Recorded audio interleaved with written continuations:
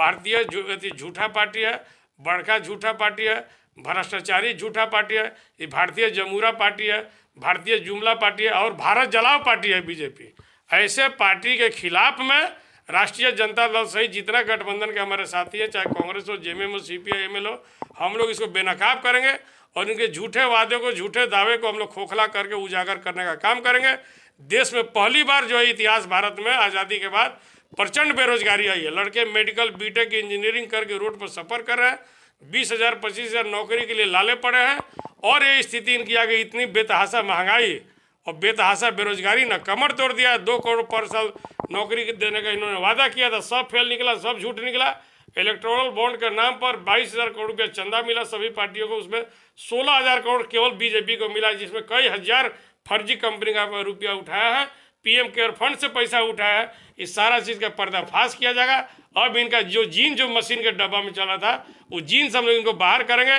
झोला लेकर आए थे, बैग लेकर आए थे, अब बोले थे कि हम झोला लेके जाएंगे, तो जैसे आए तो वैसे ही इनको बैरन वापस जाना पड़ेगा।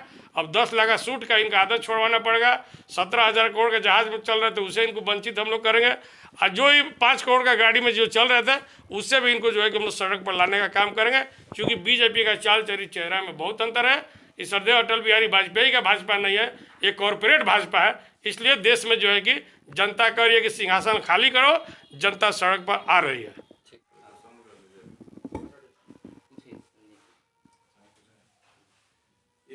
पलामू में आप लोगों ने उम्मीदवार दिया है राजद का, चतरा में नहीं दे पा रहे, क्या कांग्रेस का दबाव है या क्यों देरी हो रही है? कहाँ किसी का दबाव? चतरा में हमारा जो प्रत्याशी जिसको होना है वो अपना काम कर रहे हैं और बहुत तीव्र गति में काम चल रहा है पूरे क्षेत्र में। वहाँ तो पूरा राजदमय है चतरा जिला। वहाँ से हमारे झारखंड सरकार में जो मंत्री हैं माननीय सत्यानंद भोक्ता जी, स्वयं वहाँ के विधायक और मिनिस्टर हैं। तो चतरा सीट में तो हमारा मैंने बहुत कम मेहनत करने से हम लोग रिकॉर्ड तोड़ वहाँ जीतेंगे और वहाँ का उत्साह काफ़ी है। हमारा कहीं किसी तरह का कोई दिक्कत नहीं है और अभी तक जितना बात आ रही है सबरी उम्र है। हम लोग तो पहले से 4 सीट का घोषणा किए थे राज्य कार्यकारिणी के बैठक के बाद, लेकिन राष्ट्रीय अध्यक्ष आदरणीय लालू प्रसाद यादव ने बोला कि अगर गठबंधन में चलना है और इंडिया गठबंधन के देश में सरकार लाना है तो समन्वय बना के एकता जो हम लोग काम करना है, कुछ हम लोग को त्याग करना होगा। तो हम लोग ने 2 सीट को जो है कि हम लोग उसको त्याग किया है। चतरा और पलामू में तैयारी कर रहे हैं।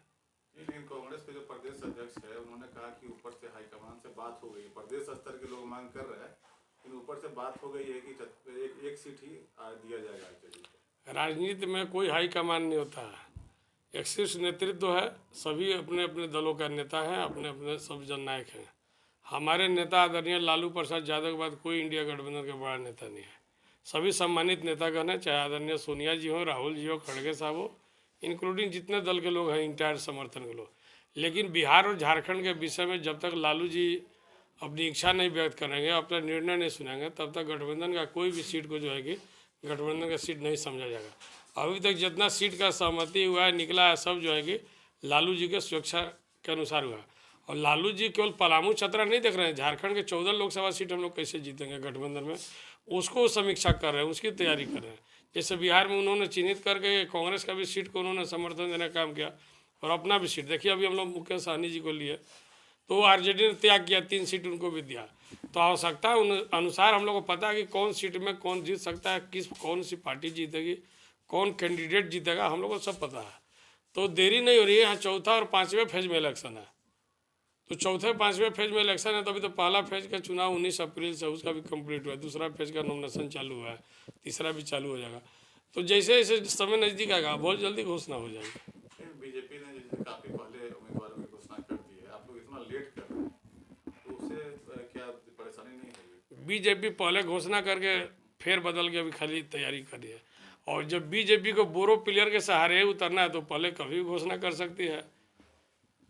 दुमका में बोरो प्लेयर, चाईबासा में बोरो प्लेयर, अब कहने की बात है क्या, चतरा में बोरो प्लेयर।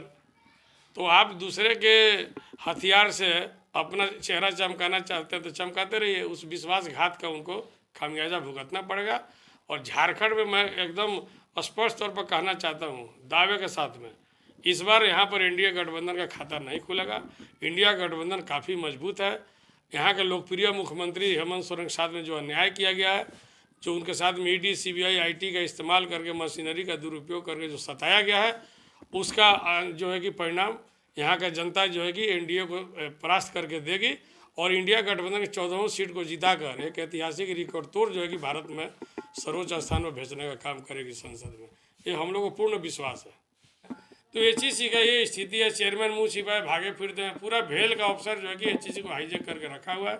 उन्हीं की एक्टिविटी में एक्टिंग में जो है कि एचईसी सब मदर इंडस्ट्री चल रहा है।